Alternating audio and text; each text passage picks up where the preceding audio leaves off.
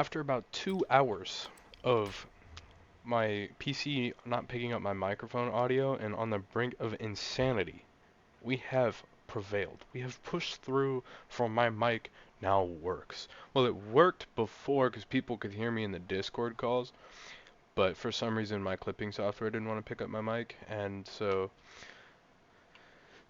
to be honest, after a bunch of like watching random YouTube videos, I was honestly just like, screw it. I turned it off, like with my mic, like pick up microphone, like the record microphone audio for a while, and I turned it back on, and it works now. So good old turn it off and turn it back on seems to fix everything. Anyway, the Pontiac GTO Judge has made its way back to Forza Horizon 5. I'm excited about it. I don't know about you guys, cause I love me some Pontiacs. GTO second to only the Firebird in my opinion. Fortunately, we cannot pop the hood, but we can get in this lovely interior. Very roomy. That's one thing I miss about the older cars like this. Very roomy inside. We got the hearse shifter and cool. This is actually pretty accurate as to what one of these looks like on the inside. Come on, let me get out. Let me get out. Let me get out. I'm being held against my will. Okay. All right. Of course, those lovely hideaway headlights. Hideaway headlight pop-ups. This is my headlight ranking right now. Pop-ups are number one. Pop-up headlights are superior to any other type of headlight. Pop-up headlights are the greatest invention known to man. The day they got rid of pop-up headlights was the day man descended into darkness. After the C5, was it the C5? Yeah, the C5 Corvette, which was the last car with pop-up headlights, society descended into darkness. Bring back pop-up headlights.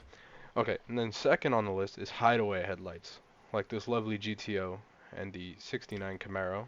Got your hideaway headlights. Slightly less cool than pop-up headlights, but still very cool. And then of course the lowest and the final on the. Hold up, I hadn't even noticed that. But I was hoping for a wide body kit. That makes me a little bit depressed. But yeah, the last on the list, and obviously the worst, is normal standard set headlights like this McLaren has.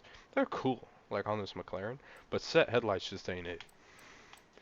Like when we're looking at the old Porsches, for example. For example,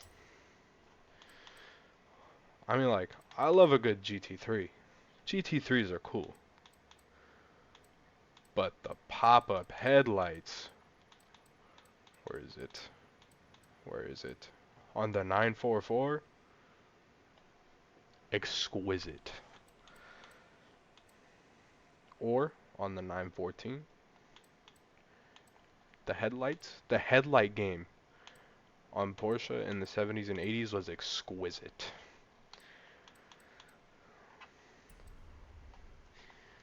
Alright, now enough about headlights. So, oh, whoops. For colors, we have the standard Judge orange, which I believe most of these were orange. I really like the red on this car, because I really like that black and white pinstriping. Uh, that's horrendous. You know what I trip on? Is that this car is brown. The pinstriping is yellow and white, but over here this pinstriping is blue. Interesting. Gold. Yeah, I like the yellow. The yellow is actually quite nice. Then we have what this like a cream color. Get some greens. Ooh, I like that color. It's a really nice color. Always like the blues on the GM cars. I can get down with the black. What do we have here? Like a slightly off white and then white. Yeah, you guys know I like white cars. And this white with the red. Personally, I prefer blue. You guys know I like my white and blue. But The red doesn't look bad. I quite like that. Just gonna leave it like that for now. We're gonna go with the white and red. So before we get into the upgrades that this car has, I'm gonna show you guys why, like, I did something I don't normally do. I drove this car stock, and it was a blast. It was a load of fun. I'm gonna show you guys why right now. Let's just rip a big old Bernie. It's fun just swinging around, just whipping around the back end. Like, just swinging it. Giving me some ZZ Top vibes. Make me want to listen to some ZZ Top. Just swinging this thing.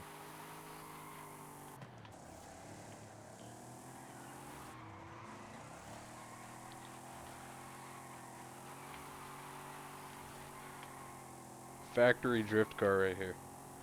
What's funny is, look, on this turn, actually I might have to, but like, yeah, I'd have to brake for that.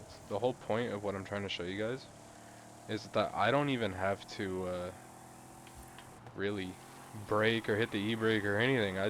The older muscle cars have so much body roll that I can just swing them like what, like like a little flick of the wheel. Like, whoop. So look, and I love that.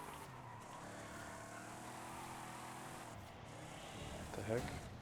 Person just drove. I have my window open. Someone just drove by a freaking big old Ford truck, just tires squealing. Like, not even like a burnout. I'm not sure what that was all about. But so I guess since we're at this festival, we're gonna do the upgrades here this time.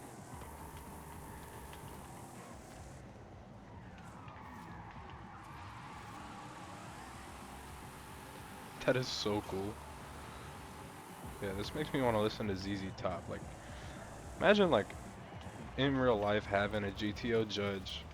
Of course, later down the line, like at this point, it's a few years old. Just blasting ZZ Top going down the road. Like, that would be so cool. That would be so cool. Like, the only thing that gives me ZZ Top vibes more than like this, as of right now, in the current moment, has to be like the older Ford Deluxe Coupes. Like the one on the cover to Eliminator, the red one. But other than that, we got GTO. Wonder if I can make that in Forza. I would totally do that if they have the right. What year was that on the cover of a limit? Was that? It had to be like early 40s, right? Maybe later. I don't remember the exact year. I'm gonna look it up.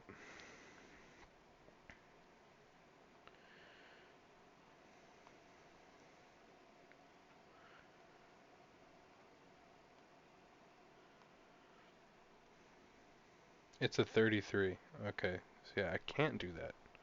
I don't know why I was thinking 40s. I think there's a 32 in here, but the front end, like the fenders are different, so it wouldn't even work. Now I'm depressed. Okay. Anyway, back to what we're here for, is and during that hour and a half when my mic wasn't working, included recording this entire video once. I went to edit the video and there was no audio, and I was like, oh my god. But anyway, we have audio now. So this, as far as engines, this gets the. Let's listen to this.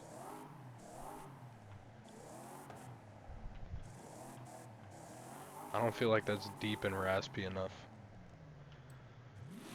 Get the 6.2 liter V8. That's more like it as far as sound goes. I believe this is out of the C8 Corvette, the 1LT. Then, whoops. There's the 6.7 V8 turbo diesel. I feel like I need to yawn. Yesterday was Thanksgiving and I'm just exhausted today. I was in a food coma. I don't know exactly like what engine this is. Maybe a Cummins diesel. I don't really know. I don't know the size of what the heck they put in those Rams. I never really kept up with it. And we have the 8.4 liter V10. But I'm not gonna put that in a GTO. That would be horrendous. Hold on a second. I just realized this is green. This is yellow and green. Either that or it's just the coloring in here. I mean, like, it doesn't really bother me, but that's a trip. I'm not gonna put the V12 in here either. I think that V12 sounds kind of raspy. We have the obvious choice. I love the chop that this thing has at idle. Thing is amazing. And then we have the 7.4 liter V8 twin turbo. But there's only one clear choice. Just gonna throw this on because I think we get enough wheel spin as it is out of this thing. And I pretty much figured we'd just be getting Forza era on this car, because that's, I think even before, like in the older games, it was just Forza era on this car. We're gonna leave it stock.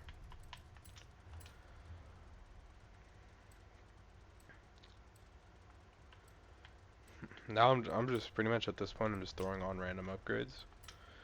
Well, not really. Yeah, that's pretty much what I was doing earlier, is throwing on random upgrades. Now it's like just throw on the stuff that you own. Smaller 14-inch wheels. Older cars, I sometimes I trip on like the wheels. Like 14 was like a bigger, well not really 14. 14 was like a standard wheel. Like 16 was a bigger wheel, and now like standard like commuter cars are getting 18s. That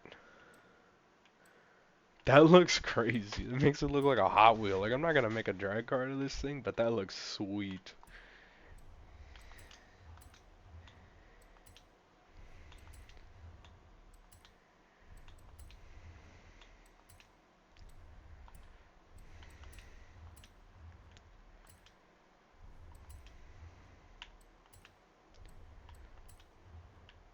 I like the body roll that the older suspension gets, but unfortunately I don't think that that's a possibility as of right now. Maybe just to keep, because like 920 isn't that far into S1 or S2. I mean, so the S2 cars are probably gonna keep up with me like really easily. So I'm thinking just do that and keep it S1.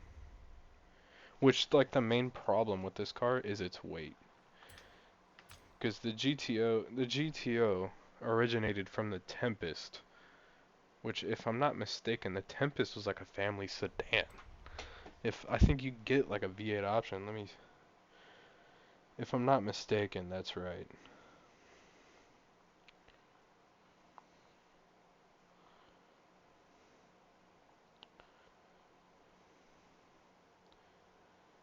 Well, I guess I wouldn't really call it a sedan, but like it was more so like a family car. And the GTO originates from that.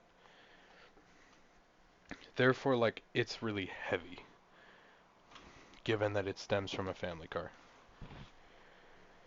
which is the GTO's one downside. But I love it either way. The GTO is amazing. Always loved the GTOs ever since I was a little kid. Loved them. I was raised properly to like classic American muscle cars. Like, don't get me wrong. Like, I like supercars. I like them. Like, the Lamborghinis are cool. And the Ferraris, they're cool. But it's just like, it's not my preference. And it's not even like I dislike. I'm not like most people, where it's like, yeah, I really like American muscle cars. They're like more so my favorites. But I'm not gonna absolutely bash on the JDM cars and the Eurospec cars. I'm not like that because at the same time I own a BMW. You guys know this. I own a BMW. And I also own a Pontiac Trans Am in real life. And then I love JDM cars. To me, those things are really cool. I like the smaller, like sportier JDM cars, and I'm actively seeking out one to purchase. I'm looking for a third car to purchase. So before you guys blast me in the comments, like I don't hate other cars, I just really like American Muscle. They're more so my favorite. So anyway, just to kind of get a grasp on how this car handles, we're gonna take it around the Horizon Mexico circuit.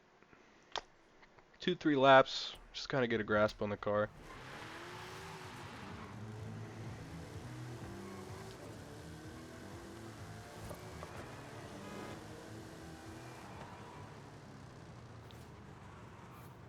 Probably braked a little late there, but that's fine. I haven't really driven this car like that. I don't know it or enough about it.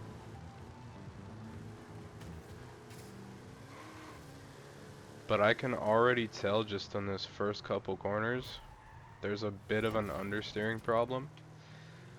Uh, that probably stems from a combination of the four-wheel drive as well as the weight of the car.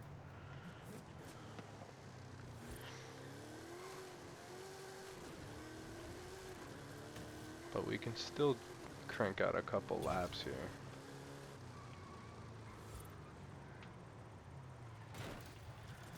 Yeah, that's an issue. Oh, yeah, one more thing I noticed earlier before we get into another lap. See, it's so much less fun to slide the car without all that body roll, is that I'm going to get caught up in a drag race that I know I'm going to lose right now, because they're in drag-tuned cars. So I'm just going to take off before they can start honking. Is that this thing was really fast down the drag strip. That's what I noticed earlier, because I was clocking like a 202. Maybe not right there because I didn't get a great launch, but still 190. That's pretty quick for a drag car.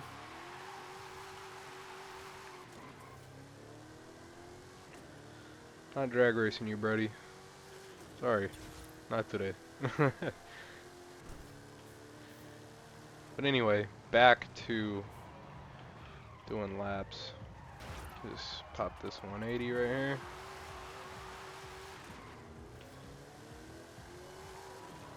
Probably could have hit that 180 a little sooner, but it's fine.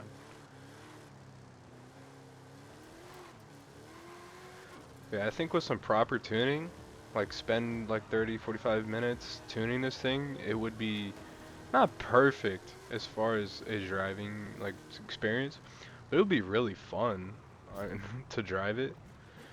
And you might still have like a little understeer or maybe even like oversteer if I overtune it, but a little bit of tuning could probably make this thing a lot better to drive, because this thing, I'm having to slow down a lot in the corners, having to brake sooner and harder, so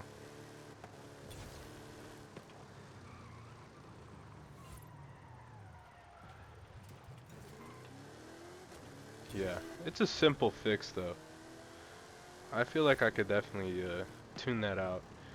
But it's still really fun to drive, even though it drives horribly. Because it's not even there. Hold on. It's not even that it drives horribly. It just understeers. Like, let's do this. And let's probably leave that for now. That's probably fine. Just probably do something like that. Something like that. I'll go with that.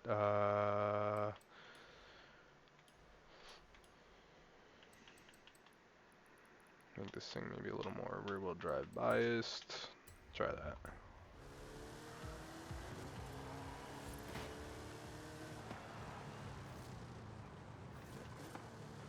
I mean, better, but we're still not quite there. Like right there on that curve, you could definitely... Well, that's interesting.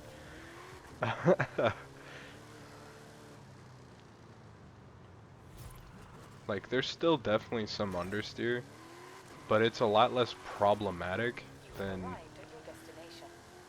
it was previously. And then there's that thing right there again where the rear cut loose because I gassed it too early.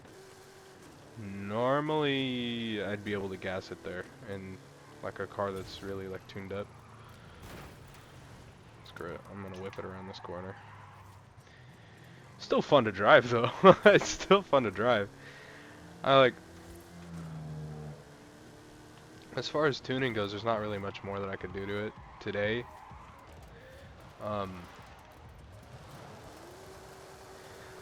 But I might honestly just revert this thing back to stock and just use it for cruising around. Or I could be a complete menace to society in this thing, which seems like the better option to me. But anyway, I guess that's about it for today. As far as what I'd rate this thing, I mean, like, normally I'd knock it for being a returning car, but I'm also a little bit biased because you guys know I love my Pontiacs. So 10 out of 10 just because this thing is cool and it's fun to drive. It's like a Miata. It's like the feeling you get driving like a Miata. It's cool. It's not like great. It's not like anything like insane, but it's special because it's fun. It's it's special because it's fun. And it has hideaway headlights. They're not pop-ups, but they're still hidden headlights. The second best type of headlight behind pop-ups. But yeah, it's like a Miata. It's nothing insane, but I like it because it's fun. Plain and simple. But anyway, that's it for me today. Um, Thank you guys for watching. Hope to see you in the next one. That that side profile, Jesus, look at that. That thing is crazy. Can I do the? Can I do this? Ah, I can't. Muted myself on Discord. You guys wouldn't have been able to hear me if I didn't catch that. Yeah, that side profile is crazy. But anyway, thank you guys for watching. Hope to see you in the next one, and that is all for me today. Gonna end it off with some donuts.